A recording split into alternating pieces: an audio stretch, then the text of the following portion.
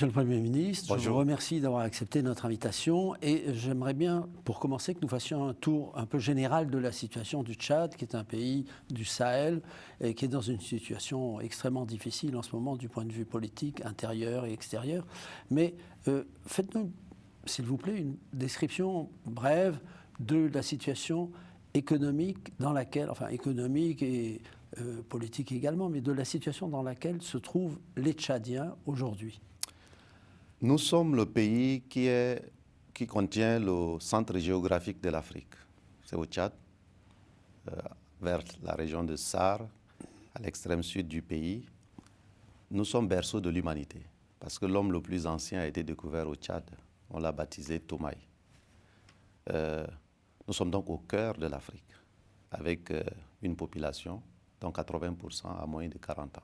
Donc nous sommes tous tchadiens en quelque sorte. Nous sommes tous tchadiens. L'humanité est tchadienne d'une certaine manière. Et donc ce que nous avons de mieux à offrir au monde, sans doute, c'est l'humanité. Et parfois, on a perdu ça de vue. Nous sommes le premier pays qui a répondu à l'appel du général de Gaulle pour rejoindre la France libre, le premier, pour aider à la libération de la France. Et pourtant, ce pays qui a offert à la France, au monde, son humanité, est resté dans la misère la plus absolue et la plus abjecte, parce qu'il n'a jamais eu l'occasion, cette population n'a jamais eu l'occasion de choisir ses dirigeants. Une population d'à peu près 20 millions bientôt, donc 80% moins de 40 ans, qui veut l'électricité, qui veut de l'eau, qui veut de la santé, qui veut de l'éducation, des choses dont tout le monde a besoin, la sécurité, et qui aujourd'hui se trouve dans les 3 derniers pays au monde en termes d'indice de capital humain, d'indice de développement humain, parce que n'a jamais eu l'occasion de choisir ses dirigeants. Et c'est pour faire choisir ses dirigeants que nous qui avons eu l'occasion de naître dans ce pays, de grandir dans ce pays, mais par des bourses d'excellence, de sortir, d'étudier ailleurs, y compris ici en France, à Sciences Po, à la Sorbonne, nous avons choisi de rentrer au Tchad et de nous battre pour que cette précarité dans laquelle on a installé ce pays, pourtant berceau de l'humanité, puisse se changer. Et donc c'est ce combat-là que nous sommes en train de mener aujourd'hui. Mais revenons un peu sur la situation du pays. Il y a quand même des ressources naturelles qui sont importantes. Il y a depuis quelques années maintenant du pétrole en quantité assez importante. Comment se fait-il que tout ça n'ait pas permis aux Tchadiens justement d'augmenter leur niveau de vie? Voilà, le leadership serviteur qui a manqué. Nous avons du pétrole, nous avons de l'or. La superficie du pays même, c'est plus de 2 fois celle de la France. C'est 40 fois Israël, c'est 40 fois le Rwanda, c'est 100 fois Singapour. Donc avec des ressources incroyables, 1 284 000 km². Mais vous voyez, si vous mettez des dirigeants serviles, des dirigeants qui ne sont pas serviteurs, sur de l'or, ils resteront sur de l'or et ils tendront la main. La meilleure manière de faire en sorte de transformer le potentiel en opportunité, c'est bien d'avoir des dirigeants qui sont choisis par leur peuple et qui peuvent leur rendre compte. Or, justement sur la question, le Tchad a souvent été perçu comme un pays produisant des soldats prêts à utiliser, comme un pays stratégique, tellement stratégique, mais pas son peuple. On a perdu de vue le peuple tchadien dans toutes, je dirais, un peu les stratégies géopolitiques qui ont influencer le Tchad. Pour être concret, tous les présidents qui se sont succédés au Tchad à date ont souvent eu à bénéficier du soutien ou même de l'installation, parfois des puissances étrangères. Et un pays comme la France a joué à travers ses dirigeants successifs un rôle plutôt nocif dans la lutte pour la démocratie dans ce pays. Ce n'est pas moi qui le dis, c'est dans des livres, c'est dans des attitudes qui ont été critiquées, y compris récemment. En choisissant de mauvais dirigeants? En choisissant, en installant même des mauvais dirigeants. Ça a été des révélations qui ont été faites, ce n'est pas de moi. Quand un ancien patron de la DGSE, pour ne pas le citer, Claude Siberzan, raconte comment Déby a été installé au nom supposé de la démocratie. Et derrière, on l'a aidé à organiser des élections dont les résultats voyageaient entre Paris et N'Djamena, révélés par un ancien patron de la DGSE pour l'Afrique, Jean-Pierre Auger, dans un livre récent, pour dire qu'en fait, on a aidé des dictateurs installés à la base par la France à organiser des élections dont les résultats étaient truqués. Et cela a continué jusqu'à l'heure actuelle. Et donc tout ça n'a pas aidé à permettre aux Tchadiens qui se battent pour choisir leurs dirigeants, finalement de choisir leurs dirigeants. Ça fait partie des choses que nous devons changer. Est-ce que les conditions sociologiques, géographiques n'ont pas aussi handicapé le Tchad dans sa lutte pour la croissance, pour une situation normalisée? Par exemple, dans l'histoire, le Tchad a été beaucoup divisé en tribus, il y a je ne sais plus combien de langues qui sont vernaculaires. N'y a-t-il pas un handicap du Tchad de par sa géographie, de par ses différentes populations? Non, on a souvent instrumentalisé en utilisant souvent des petits groupes qui n'ont pas d'autre légitimité que de s'appuyer parfois sur des barboses, sur des gens à l'extérieur pour s'imposer. Et du coup, les Tchadiens qui veulent de l'eau, l'eau n'a pas d'ethnie, n'a pas de tribu. Qui veulent la lumière n'a pas d'ethnie, n'a pas de tribu. Qui veulent la santé, les médicaments n'ont pas de religion. Qui veulent de l'eau, qui veulent des emplois.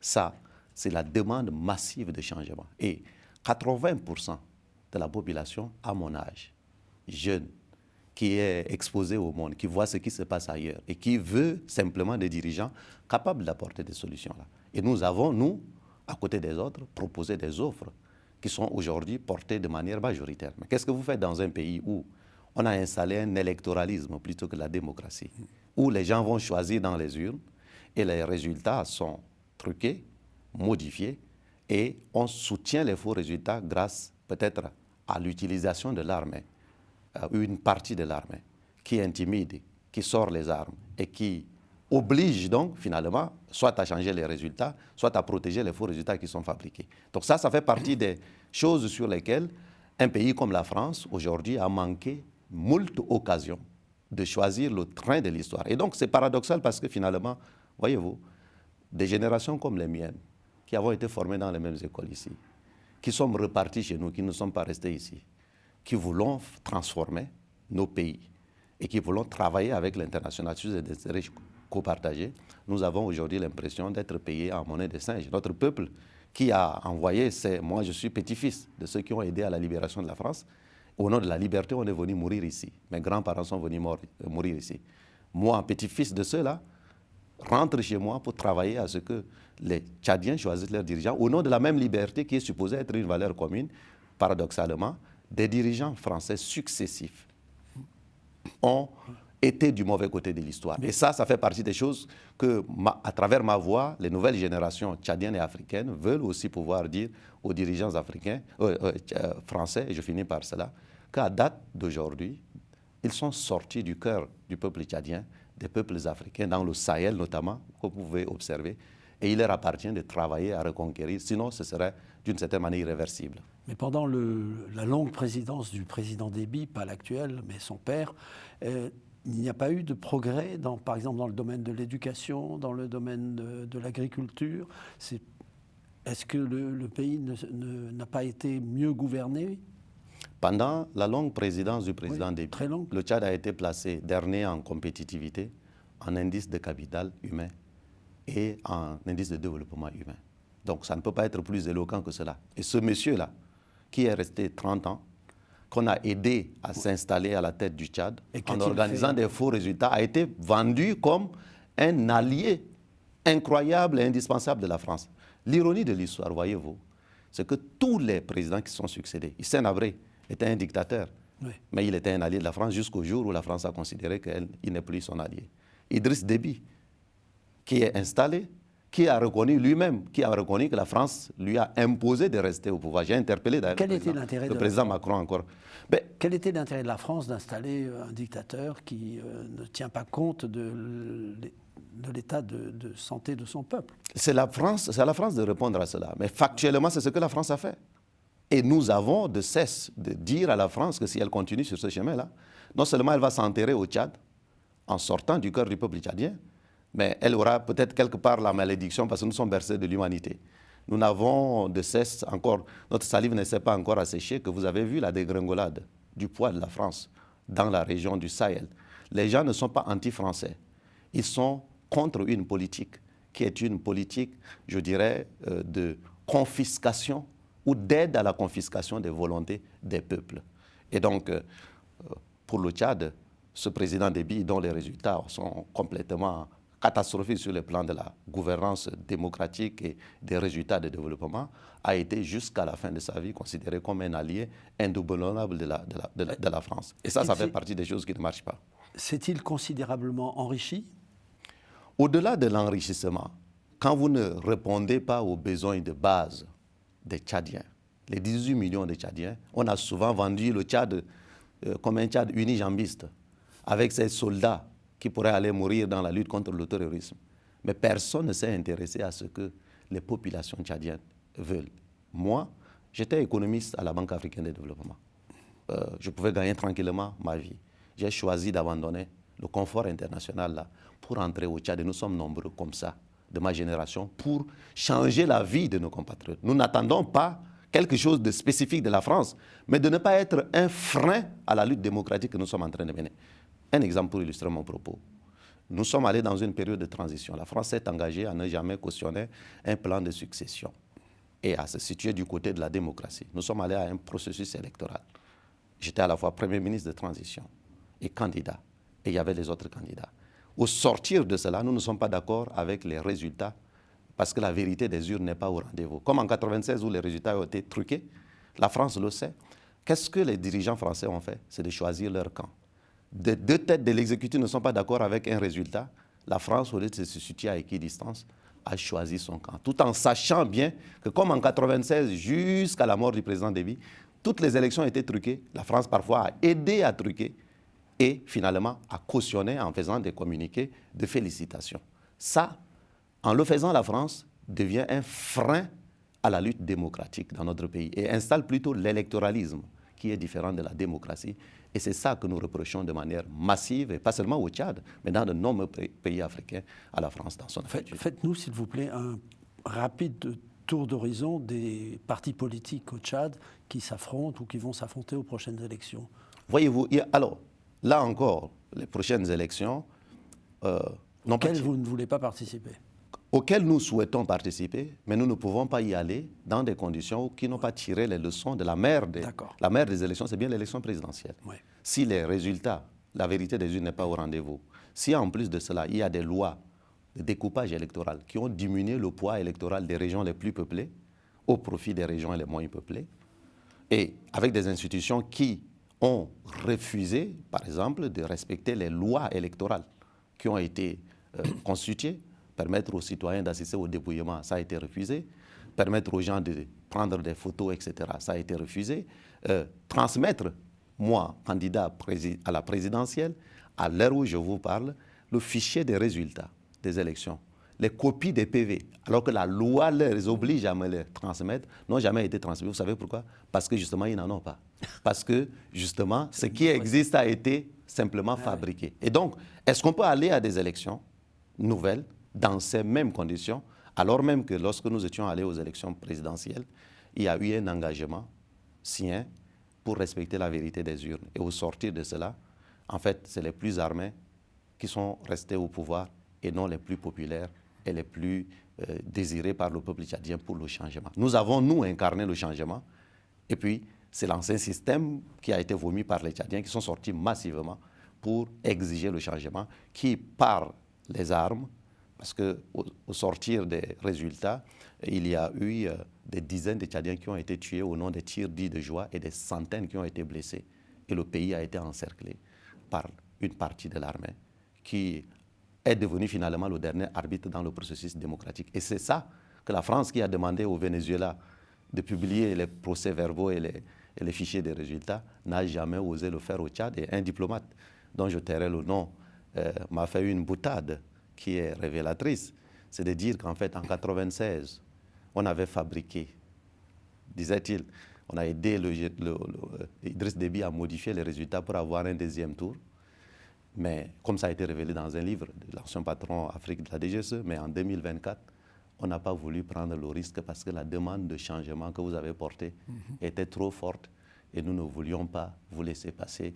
On vous a bloqué. Voilà, donc ça c'est quand même très éloquent. Vous étiez Premier ministre, est-ce que vous n'auriez pas pu rester Premier ministre plus longtemps et vous fabriquer en quelque sorte une base très solide de façon à apparaître ensuite comme le successeur naturel du président?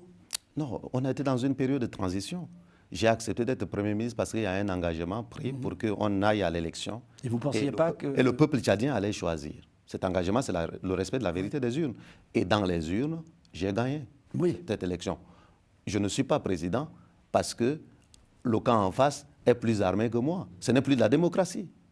Et donc, la France, qui considère le Tchad comme un allié, a préféré, dans une configuration comme celle-là, en 2024, 21e siècle, faire la même chose que dans les années 1990.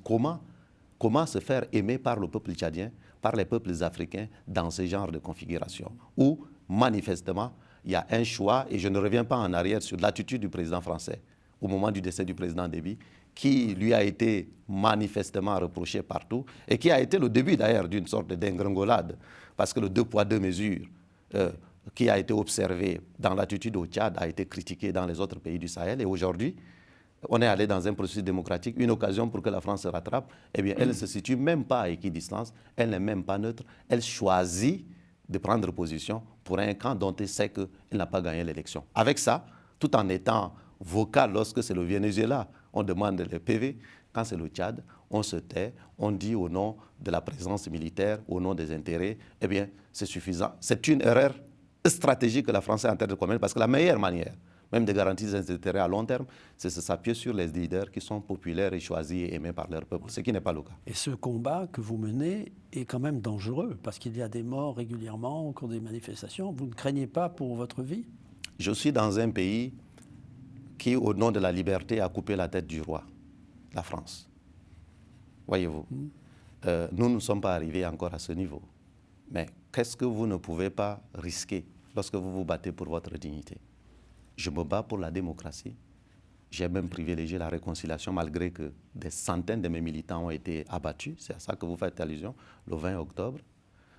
Mais j'ai voulu en Mandela Fil privilégier la réconciliation. Mais privilégier la réconciliation à condition que la démocratie et le choix des peuples soient respectés. Si au bout d'un processus comme celui-là, qu'est-ce que vous faites si vous êtes dans un pays où vous considérez que vous êtes majoritaire? Les faits montrent que vous êtes majoritaire dans les urnes, mais ce n'est pas le plus populaire qui dirige, mais c'est le plus violent, le plus armé, qui décide, même minoritaire, de s'imposer avec les soutiens de l'international. Et ça fait partie des choses que ma génération n'est pas prête à accepter.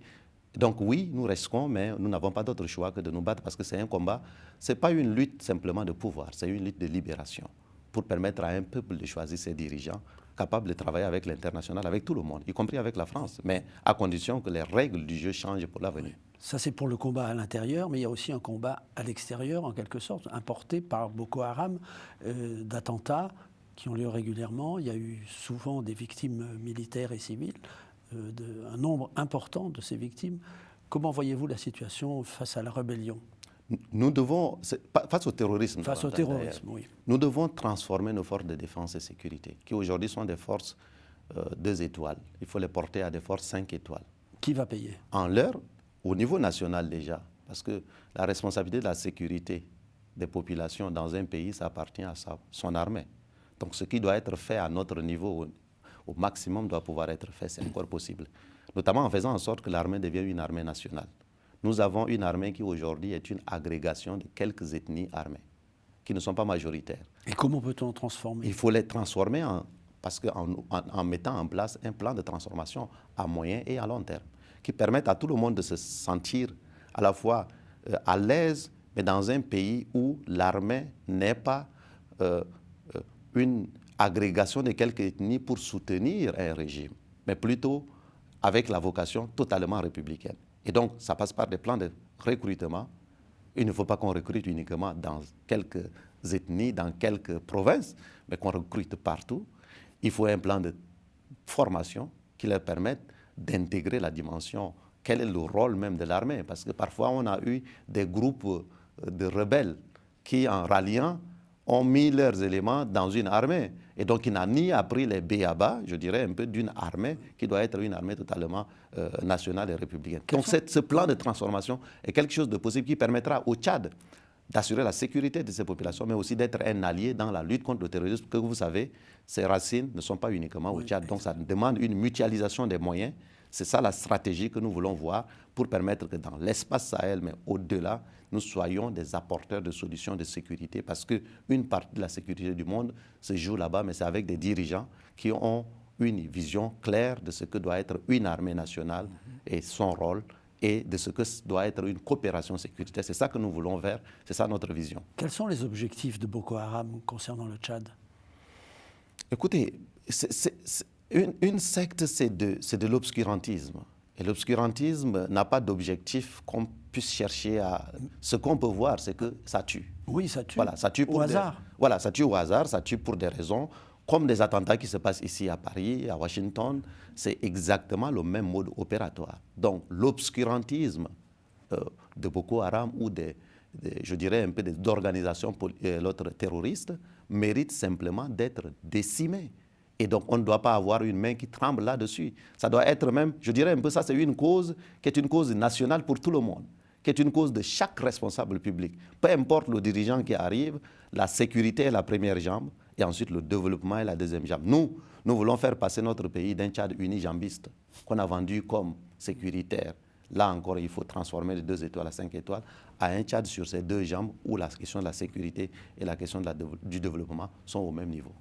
Il y a une autre menace qui pèse sur votre pays, qui n'est pas militaire, c'est la menace climatique, qui se fait déjà sentir de façon très concrète.